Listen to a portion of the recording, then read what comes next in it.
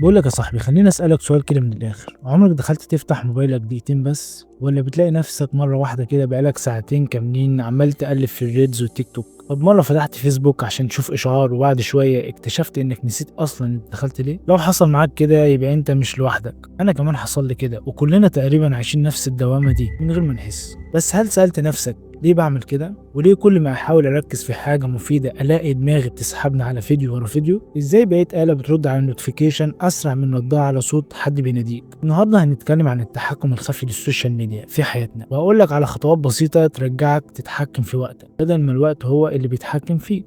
بس قبل ما نبدأ صلى على النبي عليه الصلاة والسلام في الكومنتات، يمكن تكون سبب في فتح خير كبير ليك يا صاحبي. ولو شايف ان الفيديو ممكن يساعد حد من صحابك، انزل دلوقتي اعمل لايك وشير عشان يوصل لكل الناس اللي محتاجاه. الجزء الاول يا صاحبي: السوشيال ميديا مش وسيلة، دي سلاح ضدك وانت مش واخد بالك. بص يا صاحبي، الموضوع بدأ من زمان. السوشيال ميديا بقت مصممة انها تشدك، بتخليك طول الوقت قاعد بتتفرج بتتفاعل، بتدمن الخوارزميات اللي هي اصلا العقل اللي بيشغل الفيسبوك والانستجرام والتيك توك. بقت فاهمة انت بتحب ايه وبتضحك على ايه وبتخاف من ايه، بتقدمهولك في وشك 24 ساعة يا صاحبي. يعني من الاخر يا صاحبي، انت مش اللي بتختار تشوف ايه وتتفرج على ايه، دي فيها خوارزمية ذكية قوي بتقولك تعالى هنا شوف ده، ضيع وقتك معايا شوية. وعلى فكرة يا صاحبي، دي مش صدفة، دي شغلانة ناس بتقبض ملايين عشان يخلونا مدمنين على السوشيال ميديا. الجزء التاني: اعراض الادمان اللي مش باينة عليك يا صاحبي. انت ممكن تكون فاكر نفسك طبيعي، بس خليني اقولك شوية اعراض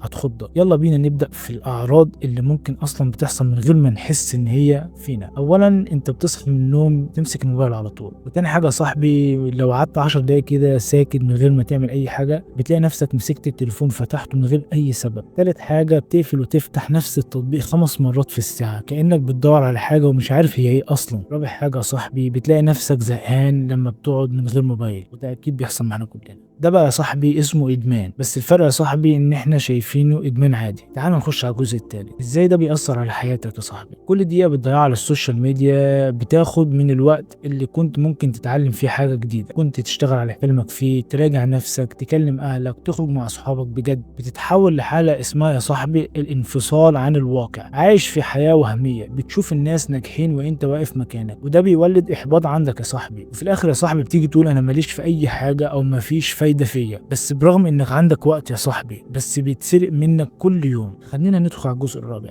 طب الحل ازاي نوقف السوشيال ميديا من حياتنا؟ هو ده الجزء اللي انا عايزك تفوق فيه يا صاحبي بجد. انا مش هقولك اقفل السوشيال ميديا خالص، بس تعالى نمسكها بعقل شويه. حدد وقت الاستخدام، اعمل تايمر لنفسك 30 دقيقه يوميا كفايه جدا. احذف التطبيقات المغريه مؤقتا يومين 3 من غير تيك توك او انستجرام. هتكتشف انك كنت بتضيع وقتك على حاجات ملهاش معنى. اكتب اهدافك قدامك يا صاحبي، كل يوم الصبح بص على الورقه اللي فيها هدفك، هتفتكر ليه اصلا بدات تبعد عن السوشيال ميديا. الخطوه الثانيه: بدل العاده يا صاحبي. بدل ما تفتح التليفون تلقائي، امسك كتاب، افتح بودكاست، اسمع حاجه مفيده. حاول تعود نفسك كل اسبوع اقفل الموبايل ساعتين وشوف وقتك هيتغير ازاي. الجزء الاخير يا صاحبي: رجع سيطرتك من تاني وعيش بجد يا صاحبي. السوشيال ميديا مش شر، بس لازم تبقى انت اللي بتستخدمها مش هي اللي بتستخدمك. لو فضلت ماشي كده هتفوق بعد 5 سنين تلاقي نفسك ما عملتش اي حاجه مهمه غير انك كنت بتشوف فيديوهات ملهاش اي معنى. انا بقول لك الكلام ده عشان انا كمان وقعت في الفخ ده، والنهارده بحكي لك التجربه دي يمكن تكون سبب في تغيير حياتك. خد الخطوه دي دلوقتي، اكتب في الكومنت انك هتبدا من بكره، وحط نيه جديده وابدا بدايه حقيقيه. ما تنساش تدعي لي وتدعمني بلايك وشير، لان ده اللي بيخليني اكمل واطلع لك فيديوهات من قلبي. ما تنساش تصلي على النبي عليه الصلاه والسلام. سلام يا صاحبي، وافتكر انت مش آلة، انت انسان، ولازم تعيش الحياه اللي تستاهلها بجد.